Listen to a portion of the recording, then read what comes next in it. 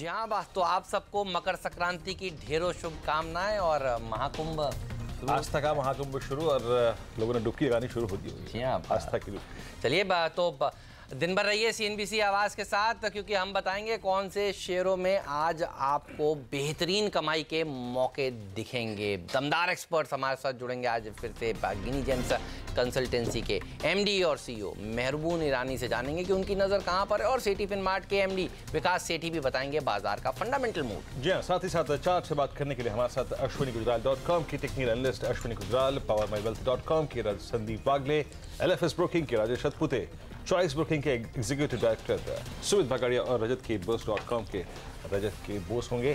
तो आज technical derivative और साथ ही साथ फंडामेंटल आज विशेषज्ञों का एक बड़ा पैनल मुनाफे की तैयारी और पहला सौदा में मौजूद होगा। लेकिन आपकी स्क्रीन के निचले भाग पर अगर आप देखें तो SGX निफ्टी 10,826 57 अंक ऊपर, डाउ फ्यूचर्स लगभग 125 अंक ऊपर, रेस्ट ऑफ एशिया हैंगसेंग लगभग 367 अंक ऊपर। हेमंत, ये हुआ क्या है?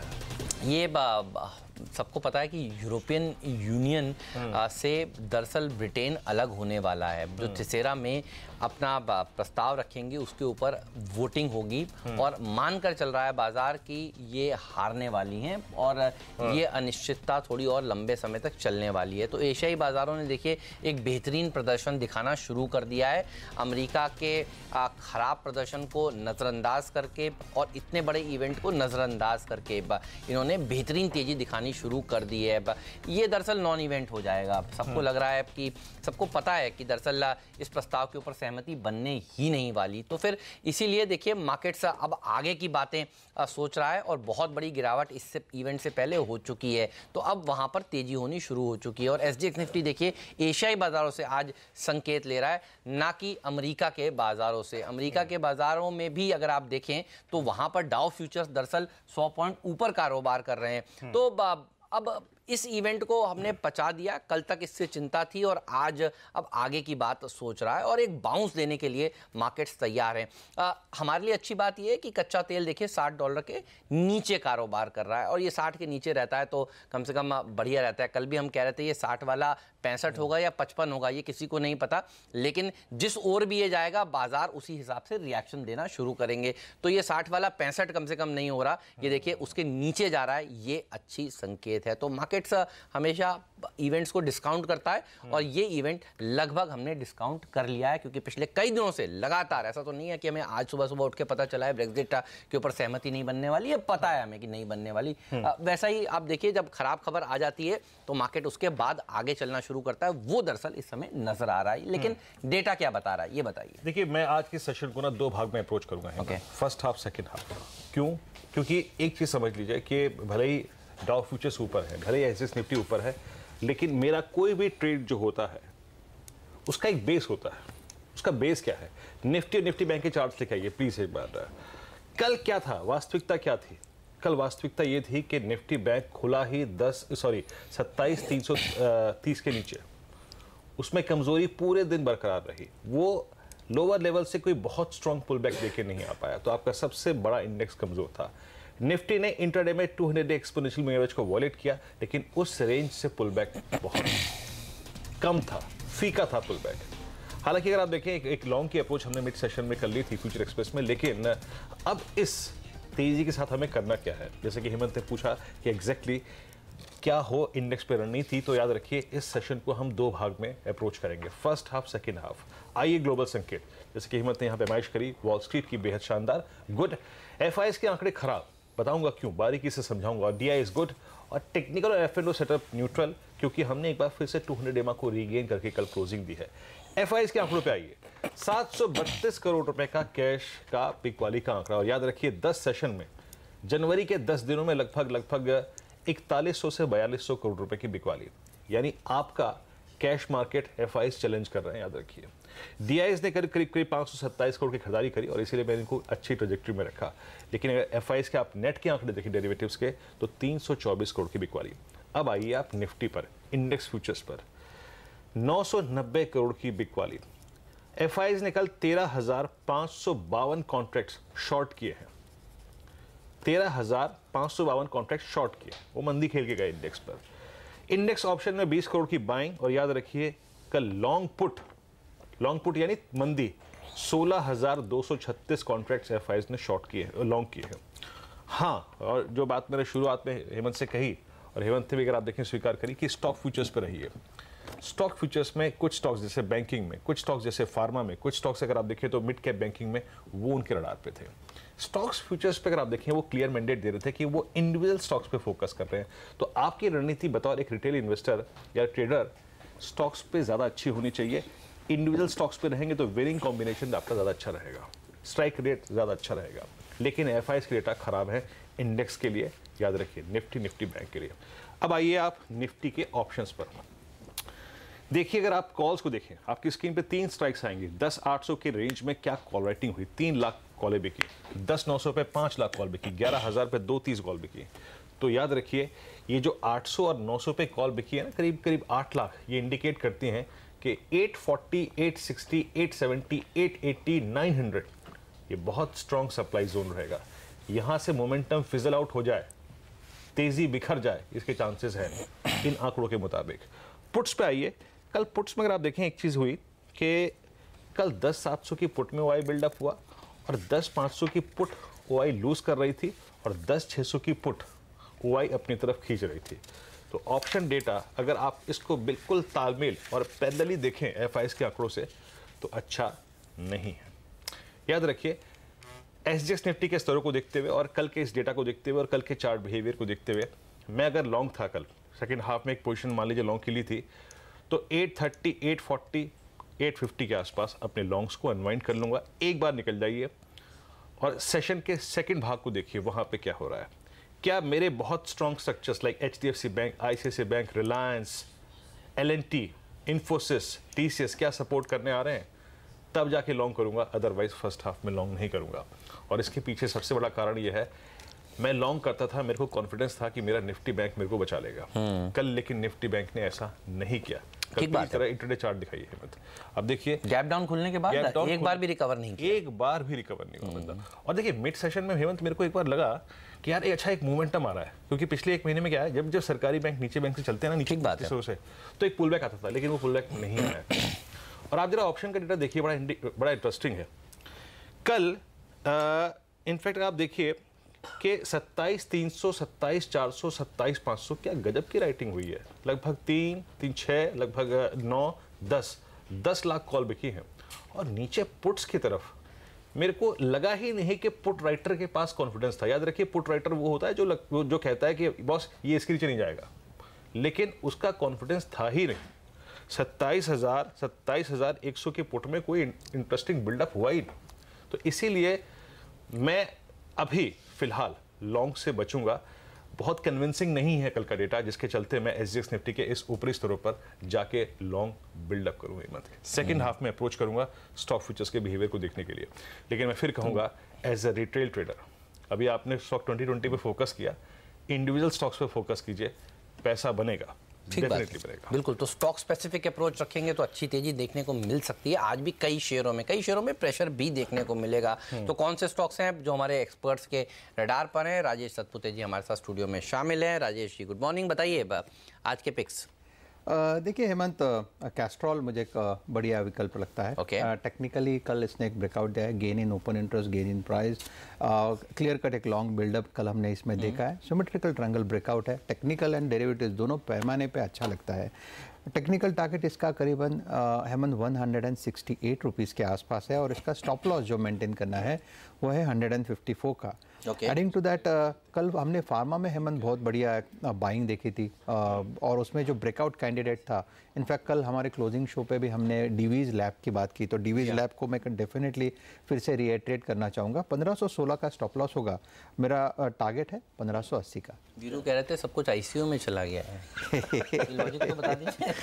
कल मैं इनफैक्ट चार्ट स्कैन कर रहा था तो बड़ी अच्छी चीज़ नजर आई। ऐसा लगता है कि बाजार आईसीयू में है और दवा पानी की में जुटा हुआ है। कल आप देखिए ना, मैं जब स्कैनिंग करता हूँ तो स्टॉक्स निकालता हूँ। पहला स्टॉक निकला अपोलो हॉस्पिटल, दूसरा निकला बायोकॉन, तीसरा निकला डाबर, ये भी खुराक देने में माहिर है, और चौथा निकला अगर आप देखें दिवीज लैब। तो हर जगह फार्मा फार्मा फार्मा अगर आप देखें तो कल बाजार का। अच्छा मैं एक चीज़ पूछता हूँ, विकास सेठी साहब है उनसे पूछना चाहूँगा। मेरे को बतौर एक इंडेक्स जब मैं एनालाइज कर रहा था, इंटरप्रेट कर रहा था, मुझे ट्रेड नज़र नहीं आया, बड़ा मुश्किल था। आपने 2020 की टीम बनाई, बड़ी मुश्किल से बनी है। तो क्योंकि मैं कह रहा हूँ कि स्टॉक स्पेसिफिक रहना है, तो आपने थीम क्या पकड़ी थी? देखिए मिली जुली थीम आज पकड़ी थी। ऑटो एंसिलरी स्टॉक्स, नीरज ने फर्टिलाइजर शेयरों के ऊपर फोकस किया, लेकिन बात आपकी देखिए ठीक है, थीम पकड़ना थोड़ा सा मुश्किल काम हो गया है। एक पूरा का पूरा ट्रेंड किसी एक सेक्टर में नजर नहीं आ रहा, इसलिए देखिए आजकल हम आपको नहीं बता रहे कि सेक्टर ऑफ द डे क्या होने वाला है। तो छोटे छोटे स्टॉक्स बढ़िया प्रदर्शन दिखाएंगे, उसके ऊपर आपका फोकस होना चाहिए। जो शब्द है स्टॉक स्पेसिफिक अप्रोच, यही आपको दरअसल पैसा बनाकर देने वाली है। और इसमें सीएनबीसी आवाज माहिर है, हमारे दमदार एक्सपर्ट्स आपको लगातार बताते रहते हैं कौन से शेयरों में तेजी देखने को मिलेगी। डिवीज लैब बहुत ही सही आपने कल पकड़ा था, तो और ये देखिए टीम आ गई है स्टॉक 2020 की आपके सामने। लेकिन सेठी साहब हमारे साथ जुड़ चुके हैं। सेठी साहब, very good morning to you. बताइए कैसा मूड है मार्केट का, आप कैसे अप्रोच कर रहे हैं? Good morning Hemant, good morning Virendra.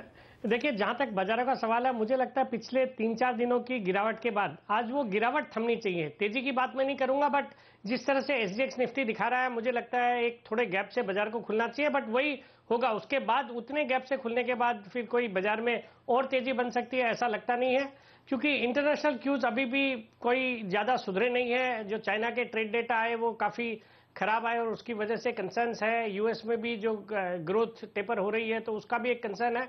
हालांकि जो कल देर शाम जो सीपीआई इन्फ्लेशन के नंबर्स आए वो पॉजिटिव है, तो उसके लिए उसकी तर्ज पे मुझे लगता है बैंकिंग है, एनबीएफसी स्टॉक्स है, ये कुछ अच्छा कर सकते हैं। इसके अलावा मुझे लगता है स्टॉक स्पेसिफिक अप्रोच, जैसे आप थोड़ी देर पहले जिक्र कर रहे थे, वही रहनी चाहिए। With in the sector, her sector में जो भी अच्छे स्टॉक्स है या जिनमें कोई अच्छी खबरें आने की बातें हैं या जिनके क्वार्टरली रिजल्ट्स आने वाले हैं और अच्छे रिजल्ट्स की उम्मीद है, वहां पे एक तेजी देखी जा रही है। और कल के दिन में अगर एक सेक्टर देखेंगे तो मुझे लगता है जो आईटी स्टॉक्स है वो अच्छा कर रहे थे। कल इन्फोसिस के नतीजे के बाद हमने देखा एनआईटी टेक, माइंडट्री, फिर आज विप्रो को लेके भी कुछ पॉजिटिव खबरें हैं। तो इन सबको देखते हुए मुझे लगता है आईटी अगेन आज अच्छा कर सकता है। तो इस तरह से अप्रोच रहेगी मेरी बाजार पे आज। तो इससे पहले आपसे मैं आपके पिक्स पूछूं, क्योंकि आपने ये बात छेड़ी है इन्फ्लेशन की, सीपीआई इन्फ्लेशन 2.19 पर बाजार होपफुल रहता है कि नए गवर्नर साहब आने के बाद क्या तोहफा देंगे रेट कट का।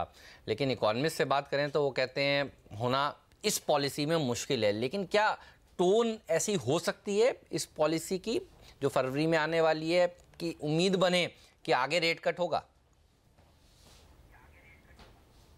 नहीं, बिल्कुल हेमंत, ऐसा लग रहा है कि जिस तरह से एक सरकार का भी प्रेशर है लिक्विडिटी को इन्फ्यूज करने के लिए सिस्टम में, जो एनबीएफसी जो क्राइसिस के दौर से गुजर रही थी उसके बाद से सरकार ने भी हर तरह की जो पॉसिबल कोशिशें हैं वो करी है। तो इन सबको देखते हुए मुझे लगता है कि we could expect rate cut, although ठीक है, वो अगर उनके बॉडी लैंग्वेज में रहेगा कि आगे पॉलिसी में कर सकते हैं तो वो भी बाजार को चल जाएगा। बट मुझे लगता है कि आने वाली पॉलिसी में अगर बाकी सब चीजें ठीक रहती है, इन्फ्लेशन इसी लेवल पे रहता है, क्रूड के दाम भी इन गिरे हुए स्तर पे ही रहते हैं, तो हो सकता है 25 बेसिस पॉइंट का एक कट हम फरवरी में जो आरबीआई की पॉलिसी आएगी उसमें देख सकते हैं।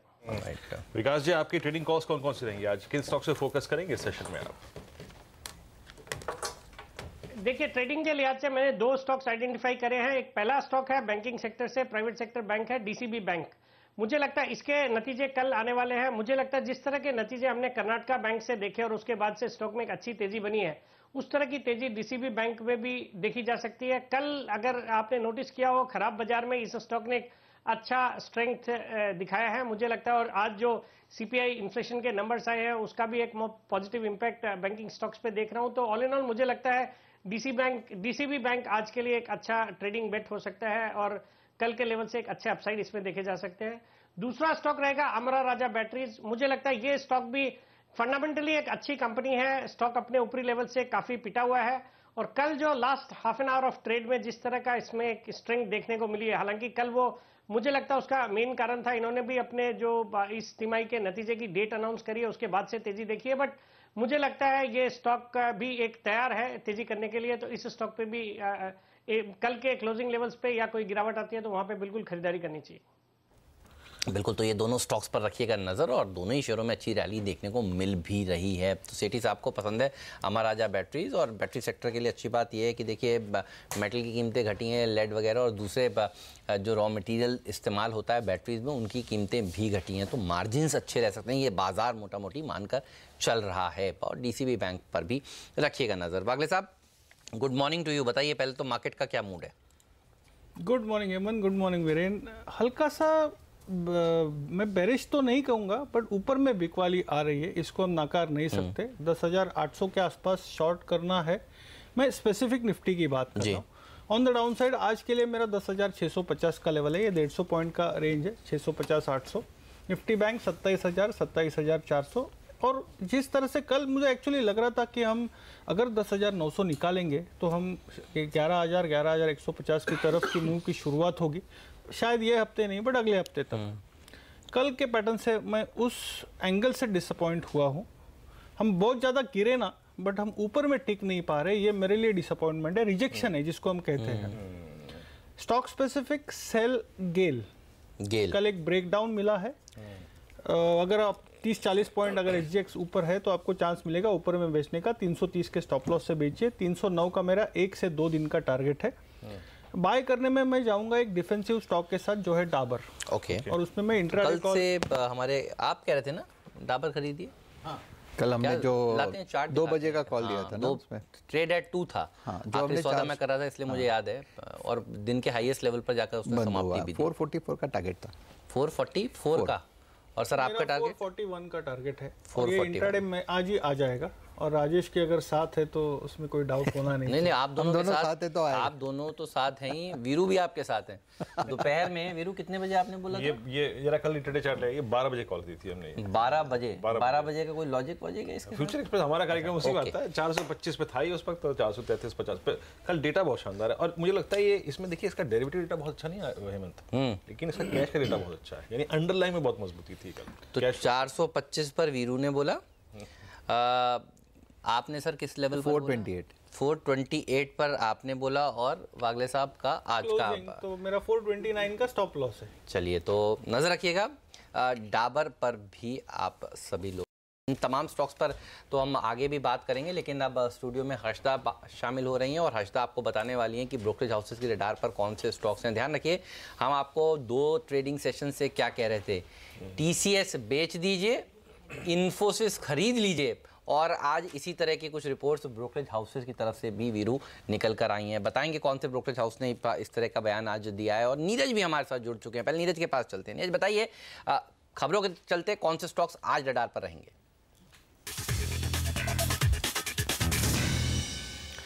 आईटी की आपने बात करी तो एक और आईटी शेयर विप्रो को भी अपने नज़र पे रखिए, रडार पर रखिए। इसमें एक तेज़ी का माहौल बन सकता है क्योंकि कंपनी शुक्रवार को अपने नतीजों के ऐलान के साथ ही बोनस का ऐलान करेगी और डिविडेंड का ऐलान करेगी। तो ये एक पॉजिटिव खबर है निवेशकों के लिहाज से, तो इसमें आज तेज़ी बन सकती है। TCS ने भले निराश किया हो, लेकिन इन्फोसिस और विप्रो खुश कर रही हैं। फर्टिलाइजर कंपनियों में नजर रखिए, जिसमें तमाम कंपनियां हैं सरकारी, फैक्ट है, RCF है, मद्रास फर्टिलाइजर है, प्राइवेट में दीपक, चंबल, तमाम कंपनियों पर। इसके कारण ये है कि कल सरकार की तरफ से एक संकेत दिए गए कि इस साल 30,000 करोड़ की एडिशनल सब्सिडी फर्टिलाइजर कंपनियों को दी जाएगी, क्योंकि जो बजट एस्टिमेट था 70,000 करोड़ का, उसका आधा पैसा उससे पिछले साल की सब्सिडी में के चुकाने में खर्च कर दिया गया। तो अब सरकार को एडिशनली दी जाएगी। अगर ये नहीं होता तो इस साल फिर से शॉर्टफॉल होता, लेकिन अब उम्मीद है कि पूरी सब्सिडी इस साल की कंपनियों को मिलेगी। तो इसलिए फर्टिलाइजर कंपनियों में तेज़ी बनेगी। ICICI सिक्योरिटीज़ ने काफ़ी कमज़ोर नतीजे पेश किए हैं, इससे निराशा होगी। इनका जो रेवेन्यू है उसमें करीब 18% की गिरावट देखने को मिली है ईयर, और मुनाफे में भी तगड़ी गिरावट है। इसकी वजह ये है कि खास तौर पे मार्केट थोड़ा सा वीकनेस के साथ ट्रेड कर रहा था, और साथ ही जो म्यूचुअल फंड के रेगुलेशंस पे फीस पे जो कड़ाई की गई है उसका असर देखने को मिला है। और क्लाइंट बेस भी ये बहुत ज़्यादा ग्रो नहीं कर पाए, बहुत ही मॉडरेट 10% के आसपास था। तो ICICI सिक्योरिटीज़ के कमज़ोर नतीजों पे पिटाई हो सकती है इस स्टॉक की। टाटा मेटालिक्स पे नज़र रखिए, इनका मुनाफा लगभग अनुमान के साथ 40 करोड़ के आसपास आया है। रेवेन्यू 490 बढ़ के 505 करोड़ हुआ है। मार्जिन पे इन्होंने हल्का सा हिट लिया है इस नतीजों को मेंटेन करने के लिए। तो टाटा मेटालिक्स पे भी नज़र रखिएगा, हो सकता है शुरुआत में गिरे उसके बाद भी ठीक हो। इंडिया बुल्स वेंचर्स बड़े अच्छे नतीजे हैं, उम्मीद भी ऐसे ही नतीजों की थी, लेकिन उससे भी बेहतर इन्होंने दिए हैं। मुनाफा 54 के सामने 120 करोड़ और आमदनी 270 के सामने 560 करोड़ की है। तो उम्मीद से काफ़ी बेहतर नतीजे हैं। इंडिया बुल्स वेंचर्स के स्टॉक में तेज़ी हो सकती है। बहुत बहुत शुक्रिया नीरज आप इस जानकारी के लिए। तो बहुत सारे जो नतीजे आए देखिए उसी के ऊपर साफ तौर पर नज़र होगी। और एक नंबर जो बाजार सोच रहा था अच्छा आएगा, कमज़ोर आया है, वो है आईसीआईसीआई सिक्योरिटीज़। वीक क्वार्टर रहा है। म्यूचुअल फंड की फीस के जो नियम कसे गए, जो कैपिटल मार्केट शेयर बाज़ार में ठंडा कारोबार हुआ, उसके चलते प्रेशर बना है। और ब्रोकरेज हाउस ने भी यहाँ पर अपना लक्ष्य घटाया है। थोड़ी देर में हर्षदा हमें बताएंगी कि CLSN ने जो लक्ष्य घटाया है 380 से 360, उसके पीछे लॉजिक क्या है, लेकिन चार्ट्स पर कितना कमज़ोर नज़र आ रहा है ये बताइए राजेश जी। देखिए मुझे लगता है कि इसका जो ट्रेंड एनालिसिस करे तो जो सबसे ज़्यादा करेक्शन है मुझे लगता है 257 260 ये रेंज एक बार हिट करेगा। तो जिस कल का क्लोज 278 यानी 20 रुपये का एक्स्ट्रेट फॉल आईसीआईसीआई सिक्योरिटीज़ में आना चाहिए। चलिए भाषा से बात करते हैं। एग्जैक्टली एक बार देखिए हमारी थीम ये रही थी आईटी की कि हम टीसीएस पे नेगेटिव थे। टीसीएस को अगर आप देखें अवॉइड करना है, सेल करना है, और इन्फोसिस को आपको बाय करके चलना है। वहाँ पे आपको एक लॉन्ग अप्रोच रखनी है। अब इस पूरे सेक्टर पे हाउस व्यूज क्या निकल के आ रहे हैं, और याद रखिए विप्रो आज वैसी सेंटर ऑफ अट्रैक्शन रहेगा।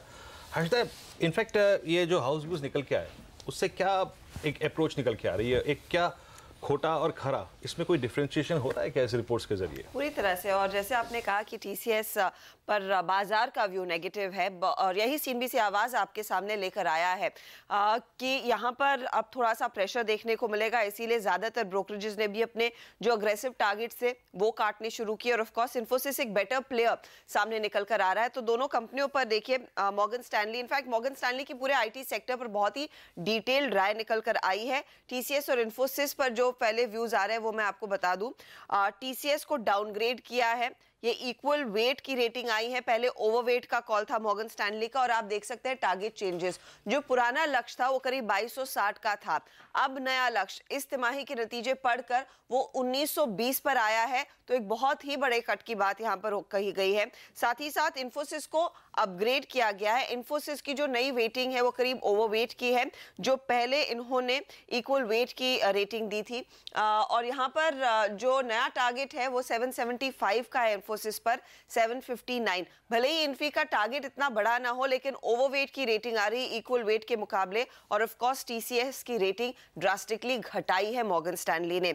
जो बड़े टारगेट कट्स है मैं उसी की बात करूंगी। इनफैक्ट एक डिटेल रिपोर्ट है, वो आगे आप डिस्कस करेंगे जरूर। एचसीएल टेक पर देखिए नंबर्स अभी भी आने हैं, लेकिन एचसीएल टेक को भी डाउनग्रेड किया गया है। और यहाँ पर एक अंडरवेट की रेटिंग है, जो पहले ओवरवेट की रेटिंग थी। और लगभग 300 रुपए का एक कट आया है टारगेट में।